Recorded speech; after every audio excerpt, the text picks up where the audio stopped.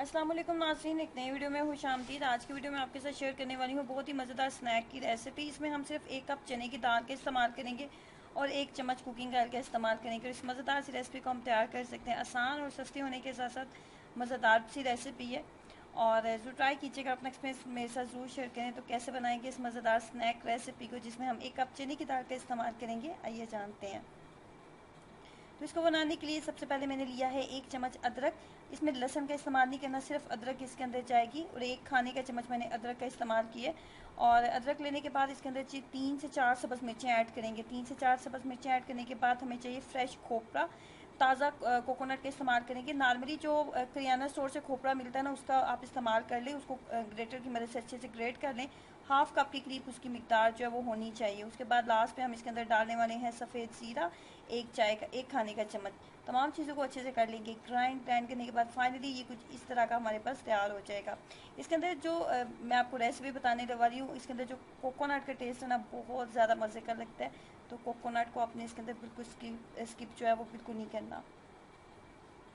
उसके बाद जी हमें चाहिए चने की दाल। चने की दाल 1 कप के करीब एक दरमियाने साइज़ का कप चने की दाल का लिया था और 4 से 5 घंटे के लिए हम इसको भिगो देंगे। ये करना बहुत ज़रूरी है।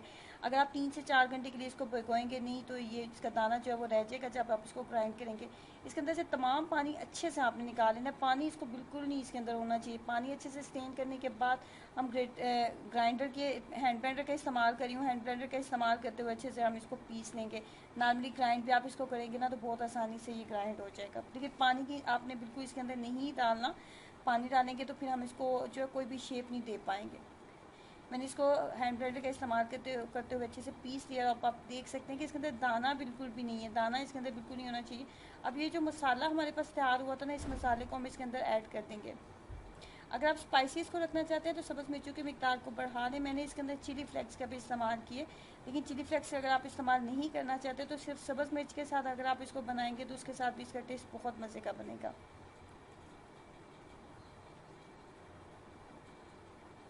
इसके अंदर अब मैं डालूंगी नमक। नमक हमने ऐड नहीं किया था, आधा चाय का चम्मच नमक डाल रही हूँ। ये बिल्कुल एक मुनासिब नॉर्मल मिकदार होगी नमक की। अगर आप ज़्यादा तेज़ खाते हैं तो टेस्ट को बढ़ा सकते हैं। इसके बाद चिली फ्लेक्स का इस्तेमाल करेंगे। तकरीबन 2 चाय के चम्मच मैंने चिली फ्लेक्स का इस्तेमाल किया था इसके अंदर। चिली फ्लेक्स का इस्तेमाल करने के बाद जी हमने इसके अंदर डाले थे प्याज। छोटे से साइज़ का प्याज या तब बारीक कट करके वो भी ऐड करेंगे। यहाँ पे आप अपने टेस्ट के अकॉर्डिंग सब्जियाँ भी ऐड कर सकते हैं। जैसे आप इसके अंदर शिमला मिर्च ऐड कर सकते हैं। इसके अलावा आप गाजर का इस्तेमाल कर सकते हैं। बारीक आप उनको कर लें ग्रेटर की मदद से अच्छे से, और वो भी आप दोनों चीज़ों का इस्तेमाल इसके अंदर जो है वो कर सकते हैं। उसके साथ भी बहुत मज़े का टेस्ट आएगा और उसकी लुक भी जो थोड़ी है वो कलरफुल सी हो जाएगी। हाथों के ऊपर कुकिंग ऑयल लगाने के बाद हम इसको राउंड शेप दे लेंगे। जैसे नॉर्मली हम शामी कबाब वगैरह बनाते हैं, बिल्कुल उसी तरह हम इसको एक राउंड शेप दे लेंगे।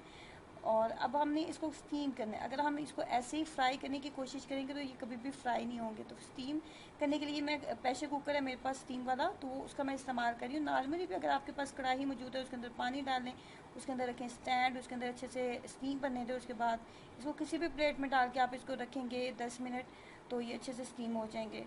मैंने प्रेशर कुकर को जब इसकी सीटी बजी थी तो फ्लेम को मैंने लो कर दिया था और 10 मिनट के लिए मैंने इसको स्टीम किया था। स्टीम होने के बाद मैंने फ्राई पैन में 1 खाने का चम्मच सिर्फ मैंने कुकिंग ऑयल लिया। इससे ज़्यादा कुकिंग ऑयल का इस्तेमाल करने की हमें ज़रूरत ही नहीं है। लाइट सा हम इसको करेंगे फ्राई। जैसे इसके ऊपर हल्का सा लाइट सा गोल्डन सा कलर आने लगेगा तो हम इसको उतार लेंगे।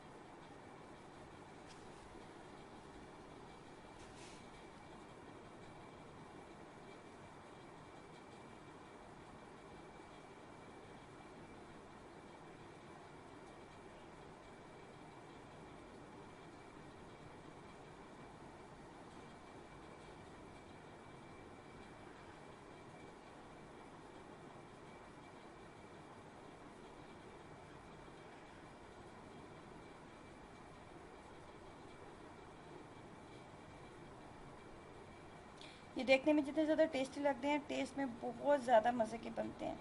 और जो ट्राई करें इस आसान और सादा सी रेसिपी को। ये आप देख सकते हैं कि इसके ऊपर एक बहुत मुनासिब सा गोल्डन कलर आ चुका है। मैं इसको उतार ली हूँ। ये बिल्कुल भी ऑयली नहीं है और बहुत मज़ेदार भी हैं।